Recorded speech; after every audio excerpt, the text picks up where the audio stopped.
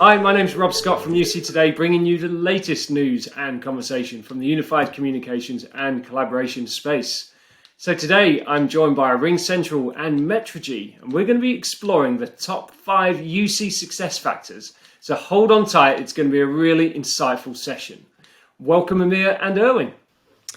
Thank you, Rob. Thank you, Rob. It's great to be here. Good to have you. And before we dive straight in, how about we just do a quick round of introductions? Tell us a little bit about what you do at your company and a little bit about yourself. Amir, would you like to go first? Yeah, absolutely. So my name is Amir Hameed. I live in Toronto, Canada, and I lead the Global Solutions Engineering organization for RingCentral. So RingCentral being a leading provider of cloud-based UCaaS as well as CCaaS solutions for businesses of all sizes around the globe. Fantastic, thank you. And Irwin. Yeah, hi, I'm Irwin Lazar. I'm president and principal analyst with a company called Metrigy. You might not have heard of us. We're pretty new. We started in January of this year as a spin out from a company called Metrigy Research. I've been an analyst now for about 18 years. Prior to that, my background was in network engineering, network operations. Cover the collaboration, communications, customer or employee engagement space primarily, and I'm based in Virginia in the United States. Fantastic. Lots of UC experience in the studio today. So thanks for joining me. So UC and collaboration strategies need to adapt to the new world of hybrid work, and organizations are very much challenged with getting back to normal whilst adapting their technology infrastructures and services to accommodate the changing demand of users, teams, and customers. So just to set the scene, what's been dominating conversations in the past few months? Amir, would you like to take that one first? Absolutely. Well, it's obviously we're still in the COVID world, and depending on where you are in the world, it's a different scenario. As you mentioned earlier, Rob, the pubs are about to be opened in the UK. So I'm here in Toronto, Canada, and we just started another 28-day lockdown. So it truly depends where you are, and that presents quite an opportunity and a challenge for vendors like myself because it's when in the onset of COVID, it was all about work from home. So we had to quickly, enable the digital transformation strategies to get our customers up and running because everybody was at home. But now, depending where you are and with the vaccine rollouts, we're starting to see a glimmer, right, of the light at the end of the tunnel, if you will. But at the same time, we know it's not going back to exactly the way it was, right? We know there's going to be a new norm, call it hybrid work, an environment where some will certainly be in the office, some will continue to be working from home for a period of time, and others, like myself usually, will be on the road, right, in a global type of role. So the challenge is how can we create an environment of collaboration where everybody is an equal and can effectively collaborate with one another irrespective of where they might be. That's a really great intro. Thanks, Amir. And Irwin, from your perspective, what's topic of conversation like right now? Yeah, I mean, I think Amir nailed it. We're not going back to the office. Our research has shown roughly 80% of companies will continue to support either full-time at home or part-time at home. And so when you get into that scenario, it means we have to have an environment where people can communicate and collaborate effectively regardless of where they are. We can't go back to that day of where you had 10 people in a meeting room, 2 people dialed in. Those 2 people who were dialed in had no idea what was going on most of the time. They weren't involved in the meeting. They were just sort of passive attendees. So we're seeing a big push among enterprise IT leaders to figure out how do we enable the services and capabilities that will allow people to communicate, collaborate regardless of where they are. So significant investments in video, upgrades to the endpoint experience, leveraging things like AI and high quality headsets and video endpoints and so on to improve that experience. And even taking advantage of messaging collaboration tools, things like virtual whiteboard applications and so on, to allow people to ideate and work together remotely as they would have if they were in a conference room with access to a whiteboard. Yeah, absolutely. And certainly we echo that from a news perspective. But today we've picked out 5 top UC success factors to discuss. So that was a great segue onto my first question, really. I mean, the first and the big one here is all around the cloud. And my first question, maybe over to you, Amir, for this one, is public cloud a done deal? Or are organizations still challenged with on-premises based equipment and hybrid cloud deployments? What's happening out there? Yeah, so more and more, obviously, we are seeing the rapid rise of cloud adoption. Many customers, CIOs that I speak with, in the UK, as an example, the public sector, right? It's a cloud first mandate. So absolutely, we're seeing a rapid shift to the cloud. Now, that being said, depending on the environment, there are situations where there may be a requirement for a hybrid scenario for a period of time. I can give you an example of an Ivy League university on RingCentral today. 40,000 lines, as you can imagine. It wasn't a flash cut. But talking about the cloud strategy, it's a lot easier to embed that legacy platform onto the cloud than the other way around, right? So by leveraging where, there may be old buildings, there may be some other limitations. There are other corner cases as well where you need to have those legacy platforms in place for a period of time. But make no mistake, the shift is absolutely well begun. We're well in the middle of it right now. There's still early days in terms of the great opportunity out there. But when we talk to our customers, we talk to folks, they're interested in cloud, right? And RingCentral being born in the cloud, that's the world we live in. But acknowledge that for certain corner cases, we need to have the ability to still allow certain legacy environments to work, but in a cloud-based solution.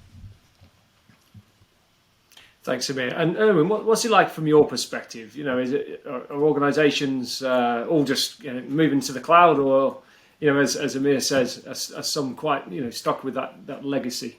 Yeah, it depends on what applications you're talking about. If you're thinking about video and video meeting applications, certainly we've seen a massive shift to the cloud over the last year as companies have really had to get video applications up and running quickly to support the work from home environment. There are still, in our research, roughly about 40% of companies that had legacy platforms on-prem. Often those didn't scale, they didn't work across VPNs and so on, so that accelerated a move to the cloud.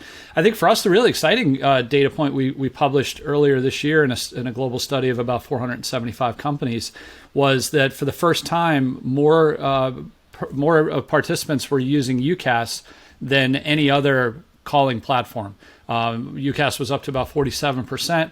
On-prem was down to about 25%. Of those that were still on-prem, more than a quarter were planning on getting off it by the end of the year. So I think, again, to Amir's point, we have seen that cloud is one. There still are some companies that look at it and say, you know what, it's just a phone. It's it's fully depreciated. I really don't need any of the advanced features. But those are fewer and further between. And as security in the cloud has gotten better and people have become more comfortable with the security capabilities that the cloud providers like RingCentral deliver, that is removing really that last barrier. In fact, one of the biggest drivers that we saw in the last year for companies that said that they were moving to cloud was because they were starting to feel like they couldn't deal with security effectively on-prem.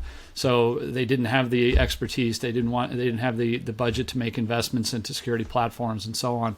So it's been interesting that a few years ago people said, I don't want to go to cloud because I don't trust it. Now it's, I need to go to cloud because the providers in the cloud can do a much better job securing their platform than I ever could if I had to run it, in my own data center. Yeah, that's really interesting, isn't it? And if I can stick with you for my second question today is around kind of providers. So we're going to go on to the top UCaaS provider in the world. I'm sure Amir's going to say, but right now, as organizations have been reevaluating their needs. They've been moving to collaboration platforms overnight, due to the pandemic, and they're starting to kind of think about, the longer term strategies. What are they looking at different providers? Are they kind of reevaluating? Are they switching? What's your perspective? Yeah, so in our data, we did see, as I mentioned, there are about 25% of companies that are still on-prem. Those are the ones that are still in that phase of looking at cloud providers, doing their due diligence, figuring out what direction to go into. We found that among those that were using UCaaS today, about 15% had more than one provider. So in some cases, they were looking at consolidating, and they may have had different business units went out and got their own provider, or they went through merger and acquisition and ended up with multiple providers. We found about 11% that are evaluating alternative providers, meaning they're not real happy with the provider they have today. Usually that's due to performance issues, usability, features, UI type experiences that they've had challenges with. So there is still some fluidity in the market. I think another area where we see companies looking at is certainly the Microsoft playing in with Teams and trying to enter that, entering the user interface market through the Teams client has led to providers like RingCentral offering direct routing capabilities that allow people using Teams to take advantage of a richer set of calling features. So we're seeing that market start to develop pretty rapidly as well. That's great. And Amir, what's that like from your perspective? Are organizations and your customers, are they coming to you switching from other platforms because they're looking at the bigger picture now? Yeah, I think this is a great question because you look at it, excuse me, about a year ago with the onset of COVID, it was like, let's quickly enable work from home, any which way possible, right? And absolutely, customers just did whatever they could at the time. And they had to rush because it was a necessity. Nobody knew what they were getting into. And so, they deployed perhaps disparate message, video, phone solutions, contact center solutions, whatever was possible.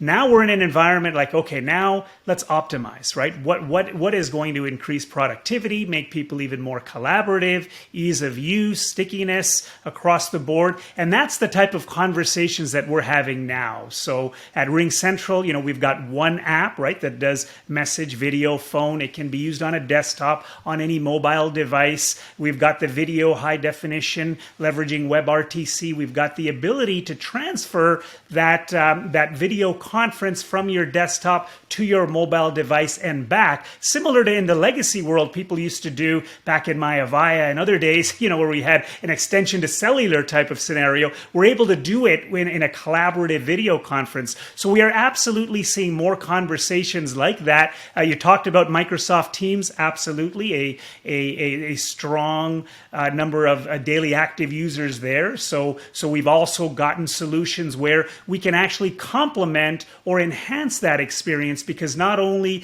can we integrate leveraging direct routing, and we've got a couple other solutions, but also, we stand behind our SLA, the 5 nines, right?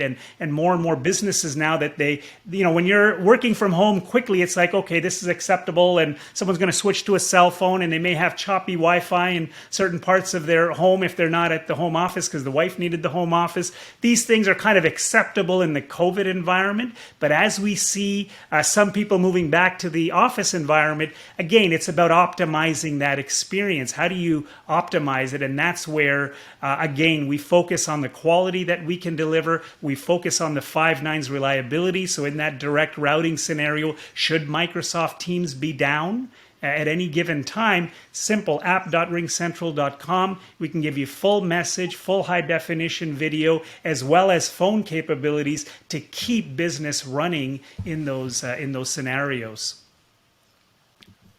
Great, thanks for that. Some good points. And nicely leads me on to my third question. You've covered a little bit already, but I want to just focus in on this one and get some top tips from you guys if possible. But, as companies are trying to kind of recalibrate and I suppose accommodate, work from home, work from anywhere, work from the garden, work from the unstairs cupboard, we're all trying to figure out what we need. And therefore, my question to you is, what should organizations be thinking about when trying to accommodate all these different workplaces and work styles?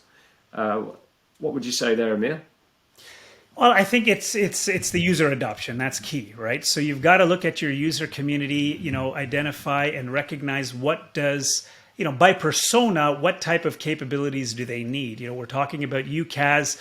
myself, I've got a globally dispersed team. I need to be able to communicate with them as if they're in the other room, right? So absolutely, that video is absolutely critical. The ability to share documents, the ability to have context, right? So again, coming back to the message, video, phone, irrespective of which modality I may be communicating with my team members on, I've got the full context there, right? So I may have been doing some chatting or glipping, and then when then I can escalate that to a phone, to a video, but I've still got all of that context together. So this is the type of thing where if you did have disparate tools, it's not that same end-to-end experience. And these are really the conversations we're having. Of course, they have to have mobility in mind, right? The ability to work across various platforms. We've also taken it a step further in Britain as an example with BT. We actually have any BT home internet customers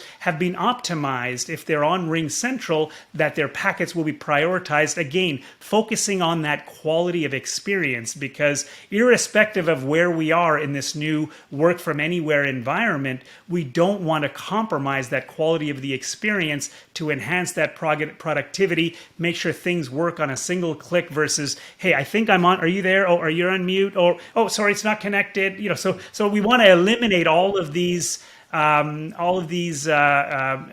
noise, if you will, to allow people to get back to work and communicate and collaborate effectively. Yes, that's great. Erwin, from your perspective, I know you've done some recent research as well on this. So, what's it look like? Yeah, I would add the biggest. There are two areas that we saw that contribute to success for remote workers. The first is that IT embraces the remote worker as the new office. I came from an IT background. Our view was always, when somebody's working at home, and granted this was back in the age of dial-in, but even more recently, when somebody's working from home, most companies viewed that as a best effort. You want to work from home, that's fine, but I'm not taking responsibility for your experience.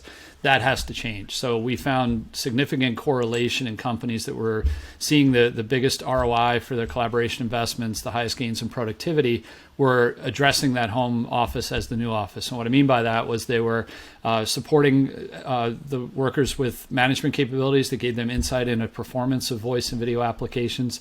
They were helping them with Wi-Fi, helping them figure out what kind of Wi-Fi environment they need to ensure that they don't have dead spots, they don't have issues related to a spouse or a child at school, working, playing video games, whatever. And even helping with pick the ISP services. So if you have multiple services available to you, understanding, do you need 50 megs or 100 megs or gig or something like that. So, from an IT perspective, you embrace the home, that becomes where you need to support. The second part of that is supporting it from a device perspective. If you're just telling people pick up your phone on your desk and go home and keep working like you were, that might not be effective. They may, as Amir mentioned, personas, I think, are really key in figuring out, do I need noise cancellation headphones or microphones or higher quality video endpoints, as I mentioned earlier. Those kind of features all come into play. And then I think the last area that we saw that really correlates with success is changing the way people communicate and collaborate. This was a good inflection point to allow companies to take a step back and say, do I have the right mix of tools? And more importantly, are they integrated? And so we saw that successful companies are adopting team collaboration applications like Glip, as Amir mentioned, as that work hub, meaning I work in that app. I have access to my files. I have access to data. I have lots of integrations that I can either use off the shelf or build. And everything happens within the context of what my role is, what my project is, what my team is, et cetera. I'm not moving back and forth between applications. I'm not jumping in email and then pasting something into a chat. I'm now living in this new environment where the team collaboration interface becomes that new way of working. And I think that we've, in our research, has been a strong correlation with success. Yeah, for sure. We certainly are in the digital workplace nowadays. That's for sure. Well, success factor number 4. We said we talk about safety, security, and well-being. So these are 3 things that are really top of the list right now for a lot of organizations. As we're not out of the woods just yet. So, what's the best way to approach these complex subjects, and how do you best plan this going forward? I mean, Erwin, would you like to jump on that one first? Yeah, sure. So we asked participants what the biggest challenge they're facing with respect to supporting work from home is, and it wasn't technology. It was managing those remote workers, making sure that they feel engaged, that they're able to be supported, that they feel like they're contributing to the workplace. And that's not an IT. Well, IT can help, certainly by providing some of the collaborative experiences we talked about, but it's also an IT and HR partnership where you have to have capabilities in that allow you to understand how people feel, how they like to work. There's differences in generations. Some of the generational research I've seen shows, younger people struggle a lot more with work from home when they don't have those social bonds, especially when you're first starting out and you want to build a name for yourself. Where people in my age group, we're good with that. We just want not to spend 2 hours a day in our car. So I think understanding all of that and then leveraging the tools that you have. We found successful companies set up chat spaces for non-work related activities. Allow people to get to know one another, have discussions about pets and music and arts and crafts and things like that. Hold happy hours, hold classes, wellness classes, using the video capabilities that might be out there as well. So I think it behooves companies to think about how IT and HR groups can work together, as well as obviously management, to ensure that you're leveraging those tools that you have to address employee wellness. Yeah, thanks. There's some great points, Amir. Yeah, Irwin, I think you nailed it, right? Employee wellness is so critical. It's amazing. Like pre-COVID, I'm traveling all the time, trying to do as many calls as I could. Now that I'm home most of the time, it's incredible how my calendar fills up, right? Before, if perhaps this same webinar that we're doing could have been done live. I travel globally. We could have been live in a spot. So obviously there's the commute time and the travel, and that's where I'm not as productive because other meetings, clearly, planes, trains, automobiles, depending on if I'm going through security, I cannot be on the phone. That's not doesn't work, right? So there's a lot of breakage. But now it can be back to back to back. And so burnout is absolutely real. And I encourage my leaders and even myself, we kind of talk with our employees. How are they doing? And obviously we want to talk work, but it's amazing how during COVID, I've learned so much more about my teams than I ever did before because of the environment. We're literally, we're actually, with the video we're into their homes, right? Often the children or families will come by and you have an opportunity to say, hey, how are you doing? How are you doing? How are things going? How's the family? How are the kids? In some cases, I've got some employees that live alone. Like I'm with family. It's kind of nice for me not to be on the road all the time, get to spend more time with my wife and kids. I don't know how they feel about it after a year, but it's been nice for me. But I've got employees who are single, right? Single in certain cities. They live in a loft, and it's very, very challenging for their mental health. So we have to have that regular check-in, see how they're doing. We do meetings to just have fun, and we're doing a lot more, because we can't get together as we once did. I'm approving so many more virtual lunches or evenings or just something outside of work where people can kind of get together and feel that social connection without feeling like I'm at work. So I think that's absolutely key to this. And you nailed it. And then you mentioned safety, security. These are some other things, right? Like we've built into RingCentral, we've got nomadic emergency services built in. So it's not just a matter of I'm logged into my phone on my desk or at a location. Because the app works with you wherever you are on your mobile device, you have that ability to locate the person, perhaps send a proactive message out if should there be an emergency situation. So all of these considerations have also been built into the platform. But again, burnout is very real, and we do need to look at that. Yeah, it is indeed. It's been a real shocker, I think, for a lot of people, and including myself. Just we work from home anyway. We've always been, working from home, but I think it's just become more intense during the pandemic as well. Not quite sure why, but it maybe just. I think it's what Amir said. It's a lot of us have back-to-back meetings. We found our data about 30% of companies are dealing with video burnout and are doing things like shortening the number of meetings and putting gaps in. When we started Metrigy, we went with a meeting-free Friday. We do not schedule any calls on Friday unless it's absolutely urgent. It gives everybody a chance to just kind of catch up a little bit. If you've got work to do, get it done. If you don't, have a nice day. Yeah, that's a really great idea. I think we need these things, don't we? And that leads me nicely onto my fifth and final question for you, is around kind of employee experience and user adoption, because employee experience is a big thing right now, as it fits really quite nicely with the pandemic, because we've got to take care of people. And user adoption, i.e. when you invest in these tools, you want to get the most out of your investment, plus you want to make sure your employees are using them effectively. So I was after some top tips. Amir, would you like to take this one first? Absolutely. I look at this as a bit of a pre and a post, right? So you've got the pre-deployment, and that's where my team comes in, the solutions engineers. And what we often do, obviously, we talk about the solution. We ask as many questions as we can of the customer, of their environment, of the various personas. So we get a clear picture of the end user, right?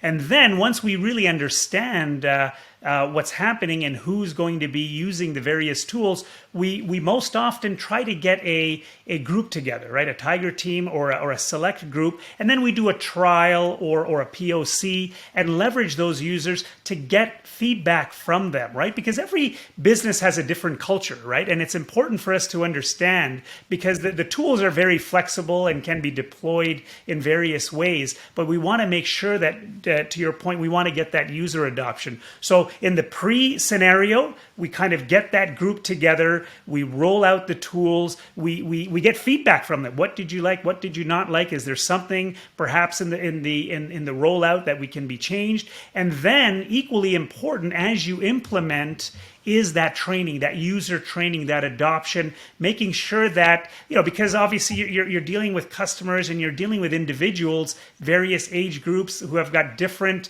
depending on the nature of the business, who have got different affinity to technology, right? But you want to make sure that everyone feels comfortable using and leveraging the tools. So also what we have in the post environment is a lot of the analytics tools, which allows the administrators to look and really examine and proactively understand, hey, I'm noticing there isn't much mobile usage on these users. I wonder if there's a problem. Maybe we can reach out and maybe there's some uncomfortability there. And some people may not want to keep calling IT, say, I don't understand anything. Hey, I'm not in the office these days. If I don't understand these tools, it could be a problem. No, not at all, right? It's the onus on the company and us to make the tools simplified so that they can maximize and be as productive as possible. So again, having those RingCentral analytics to proactively understand the environment, where they're using it. Are they on a Wi-Fi network? Are they on a mobile device? All of these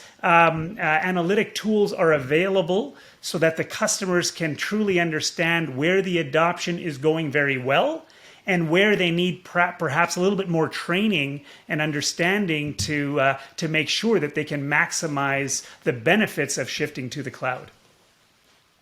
That's some great tools and advice. Erwin, what do you think? Yeah, it's hard for me to add on to that, because it was, that captured just about everything that I've seen. But I'd say, there's a couple of things. First off, what we find, there are two correlations that we find that achieve success. One is management has to lead the way. So if I'm on a call with people who work for me and I'm not turning my camera on, nobody else is going to turn their camera on. So you have to essentially be your own champion and get people to use the tools that are out there by demonstrating them.